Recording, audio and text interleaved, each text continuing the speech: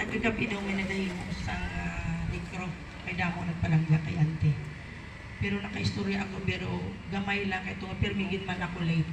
No? Gusto ko lang maghatag sa gamay nga input sa kinabuhi sa aton utod na si Auntie Bibi. Paano ba siya naka-influensya sa akong pamilya? Si Auntie Bibi, nag-umpisa siya para sa amon edad sa akong mga bata. May pakaayo. Alam pa lang siguro na 2 years old. Nakalit ako sila. Siya lagi, ang una na ako naging approach nga magbantay sa akong mga bata ay hindi naman naka-engage ako sa isang negosyo na hindi kuging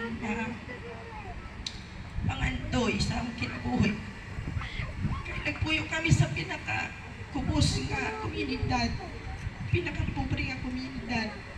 So si Auntie Bibi nga baligya siya sa bulak.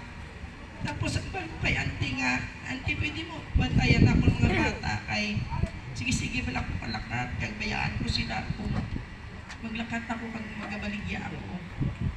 Sa madaling istorya, si Auntie nagpuyo sa amon sa pilaka tinuig, no? Nabalaan ni Auntie kung ano amon nga relasyon sa among pamilya, sa akong pana. Siya ang amon repere. Siya ang nagamay-may sa amon mag-asawa. Siya ang nagahimo ka advisor sa among pag-asawa. Siya ang naging mama sa akong mga anak sa pila-pila ka tuig. Kung paano ni Auntie natouch siya ang kinabuhi sa akong mga anak. Bukod kay si Auntie nagkakapag sa mga sa akong mga anak. Tako ang akong pagpasalamat kay Auntie kay magitanong niya nga gugma iya na bang iya gitna harvest. Sa gabay nga litinway Auntie, ako influensya mo sa akong mga anak. Kung sobra-sobra ang pagpalangga nila sa imo. More than pagin ang pagpalangga nila sa imo kaysa akon.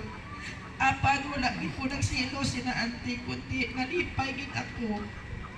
Kay ang magali kinatanong inabutang sa kasing-kasing sa isa ka kabataan, hindi pagbayaan sa ginikanan.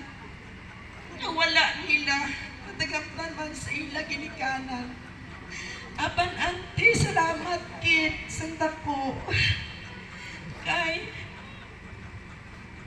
ikaw ang naghatag sa dako nga space, ng lugar sa ako, sa